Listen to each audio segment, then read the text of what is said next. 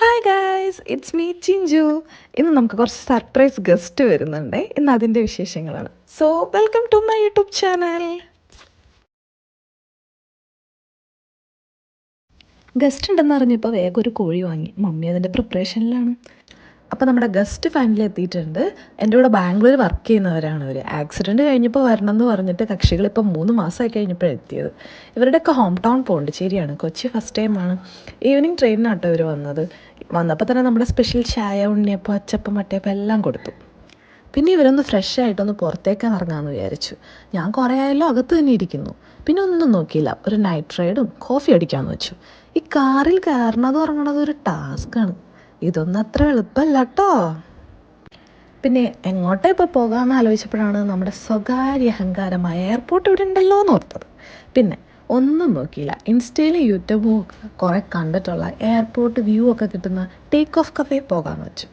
എയർപോർട്ടിൻ്റെ ബാക്ക് സൈഡാണ് അത്. ശ്രീമൂലനഗരം കൂടിയുള്ള റൂട്ടാണ് പോകേണ്ടത്. കഫേ എത്താറാകുമ്പോഴുള്ള റൂട്ട് കുറച്ച് വീതി കുറവാണ്. റോഡ് സൈഡ് തന്നെ വണ്ടികളൊക്കെ പാർക്ക് ചെയ്തേക്കണം. അങ്ങനെ നമ്മൾ ഫൈനലി കഫേ റീച്ച് ആയിട്ടുണ്ട്. അടുത്ത ടാസ്ക് വണ്ടിയിൽ നിന്ന് ഇറങ്ങണം. ഇനി അവിടെ നിൽക്കുന്ന ആൾക്കാരൊക്കെ നമ്മളെ നോക്കുന്നുണ്ടായിരുന്നു. ഇതിന് വീട്ടിലെങ്ങാനും കുത്തിയിരുന്നാൽ പോരേന്നായിരിക്കും. നമ്മളതൊന്നും മൈൻഡ് ചെയ്യാൻ പാടില്ല. കഫേ ഇരിക്കുന്ന ലൊക്കേഷനാട്ടോ ഇവിടുത്തെ ഹൈലൈറ്റ്. ഇവിടെ നിന്ന് നോക്കിയാൽ ഫ്ലൈറ്റ് ലാൻഡ് ചെയ്യണതും ടേക്ക് ഓഫ് ചെയ്യണതും ഒക്കെ സുഖമായിട്ട് കാണാൻ പറ്റും. ഒരു കുഞ്ഞി മതിലുണ്ട്, വലിയ പൊക്കമൊന്നുമില്ല. അതിൻ്റെ മുകളിൽ കയറിയിരുന്നാൽ മിക്കവരും വ്യൂ കാണുന്നത്. ചായയും വാങ്ങി അവിടെ പോയി എത്ര നേരം വേണമെങ്കിലും ഇരിക്കാം.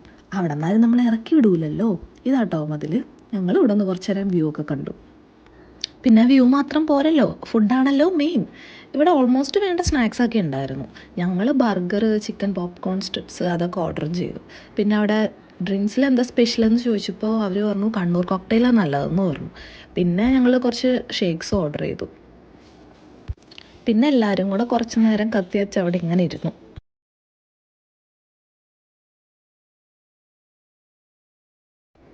ശരിക്കും മുകളിൽ നിന്നുള്ള വ്യൂ ആണ് ഏറ്റവും അടിപൊളി.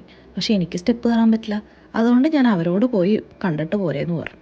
അവർ മുകളിൽ പോയി കുറച്ച് വീഡിയോയും ഫോട്ടോസൊക്കെ എടുത്ത് തിരിച്ചു വന്നു. പക്ഷേ ആ സമയം കൊണ്ട് ഫുഡ് തന്നിട്ടുണ്ടായിരുന്നു. ആക്രാന്തം കൊണ്ട് ഞാൻ ഫുഡിൻ്റെ വീഡിയോ ഒന്നും എടുത്തില്ല. പിന്നെ അവർ വന്നപ്പോൾ തന്നെ ഞങ്ങൾ ഫുഡ് അറ്റാക്ക് ചെയ്തു. ഫുഡും ഷേക്കും ഒക്കെ നല്ല അടിപൊളി ടേസ്റ്റ് ആയിരുന്നു. ചായ ഞങ്ങൾ 2 തവണ ഓർഡർ ചെയ്തു. കണ്ണൂർ കോക്ടെയിൽ ഞാൻ ഒറിജിനൽ കഴിച്ചിട്ടുള്ളതുകൊണ്ട് അത്ര അഭിപ്രായമില്ല. പിന്നെ കിണറാന്ന് വെച്ച് ചെന്ന് നോക്കിക്കഴിഞ്ഞപ്പോൾ അതിൻ്റെ ഉള്ളിലൊരു മൂൺ. ലൈറ്റിങ്ങൊക്കെ ചെയ്ത് നല്ല ഭംഗിയുണ്ടായിരുന്നു.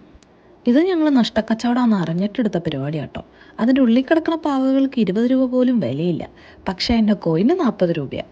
പിന്നെ ഞങ്ങളുടെ ഭാഗ്യം കൊണ്ട് ഞങ്ങൾക്കൊന്നും കിട്ടിയില്ല. പിന്നെ ഇതൊക്കെ ഒരു ഫണ്ണാണല്ലോ. അങ്ങനെ എൻ്റെ വാക്കറും പാക്ക് ചെയ്ത് റിട്ടേൺ പോരാനുള്ള ടൈമായി. ഈവനിങ് ഫ്രണ്ട്സായിട്ടും ഫാമിലിയായിട്ടും ഹാങ് ഔട്ട് ചെയ്യാൻ പറ്റിയ നല്ല അടിപൊളി ഒരു സ്പോട്ടാട്ടോ ഇത്. അങ്ങനെ ഞങ്ങൾ തിരിച്ച് വീട്ടിലെത്തി. എല്ലാവർക്കും ക്ഷീണമാണ്, ഉറക്കം വരാൻ പോണു എന്നൊക്കെ പറഞ്ഞത്. പക്ഷേ ഓഫീസ് ഗോസിപ്പും പറഞ്ഞ് ഞങ്ങൾ അന്ന് 2 മണി വരെ കുത്തിയിരുന്നത്. അപ്പോൾ അത്രേ ഉള്ളൂ ഇന്നത്തെ വിശേഷങ്ങൾ. വീണ്ടും കാണുന്നവരേക്കും ബൈ ബൈ.